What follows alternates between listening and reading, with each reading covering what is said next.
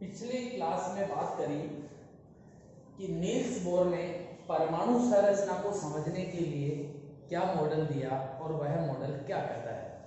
तो हमने उसमें देखा कि इलेक्ट्रॉन्स निश्चित कक्षाओं में चक्कर लगाते हैं जिन्हें हम ऊर्जा स्तर या कोश या विविक्त कक्षा कहते हैं। आज हम बात करेंगे कि इन कक्षाओं में इलेक्ट्रॉन्स कैसे भरे जाते हैं, कौन कौन सी कक्षाएं, अगर हमने बात करी के एल एम एन के हिसाब से होती है, तो कौन सी कक्षा में कितने अधिकतम हम इलेक्ट्रॉन भर सकते हैं, आज ये अपने को देखना है। तो मेरा टॉपिक है कक्षाओं में इलेक्ट्रॉन का वितरण कैसे किया जाता है। तो सबसे पहले अपने को इसके कुछ नियम देखने हैं। 4 नियम मैं आपको बता देता हूं। सबसे फर्स्ट है कि प्रत्येक कक्षा में इलेक्ट्रॉन भरने के लिए एक फॉर्मूला काम में लेना है 2n², जहां n बराबर है कक्षा 1, n बराबर संख्या लिख लीजिए आप 1 2 3 4 बेसेस। 2n² इस फॉर्मूले को काम में लेते हुए अपने को इलेक्ट्रॉन भरने होते हैं। अब कौन से कक्ष में कितने इलेक्ट्रॉन भरे जाते हैं, ध्यान देना। इसकी एक टेबल तैयार करते हैं। मान लीजिए यहां है कक्षा के एल एम और एन।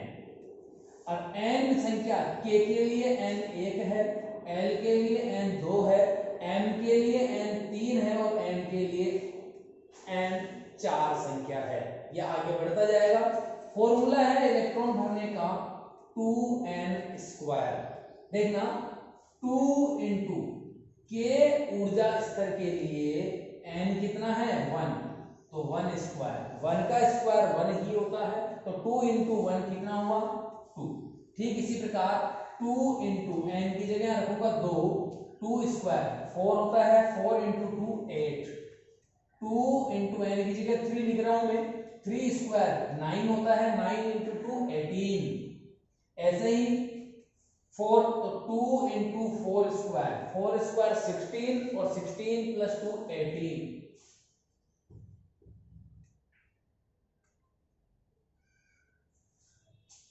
ये 16 इंटू 2 कितना हो गया 32 हो गया।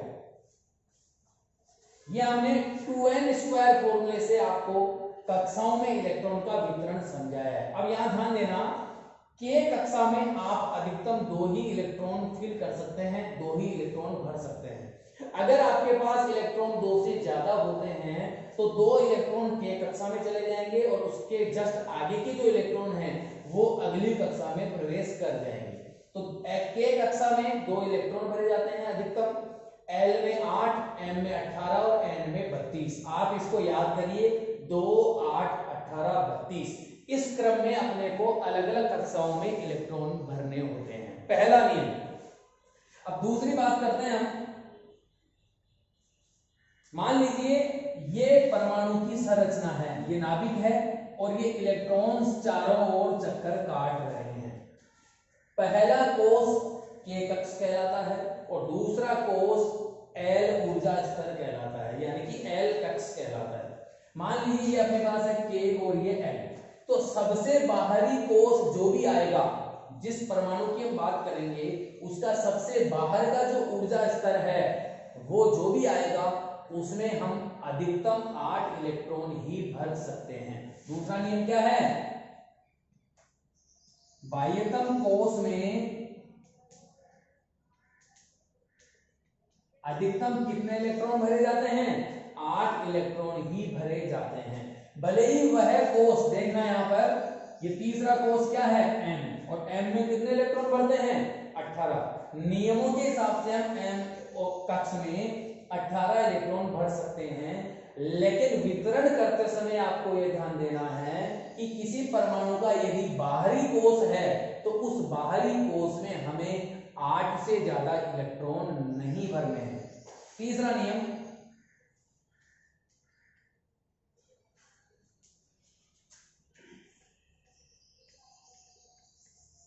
सबसे बाहरी कोष ये है, इसके जस्ट पहले वाला कोष ये है।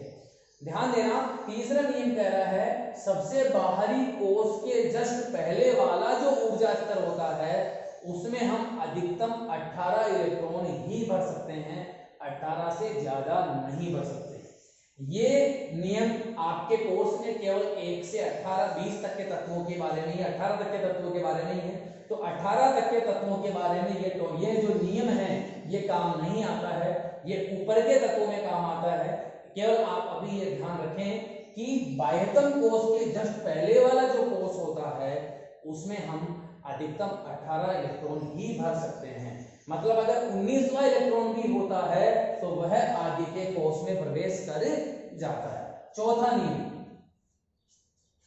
नियम केवल ध्यान देना, हमने ये देख लिया कि K में 2, L में 8, M में 18 और N में 32 इलेक्ट्रॉन भरे जाते हैं। अब इलेक्ट्रॉन भरने का क्रम भी यही होगा कि आगे के कोष में इलेक्ट्रॉन तब तक नहीं भरे जाएंगे जब तक पीछे वाला कोष पूरा नहीं भरा जाए। तो इन 4 नियमों का पालन आपको करना है और हमें कक्षाओं में इलेक्ट्रॉन्स का वितरण करना है। एक एग्जांपल मैं आपको दे देता हूं कि इलेक्ट्रॉन का वितरण कैसे किया जाता है।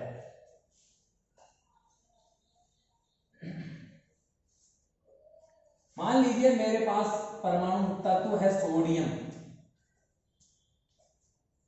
आवर्त सारणी में यह 11वें नंबर पे आता है।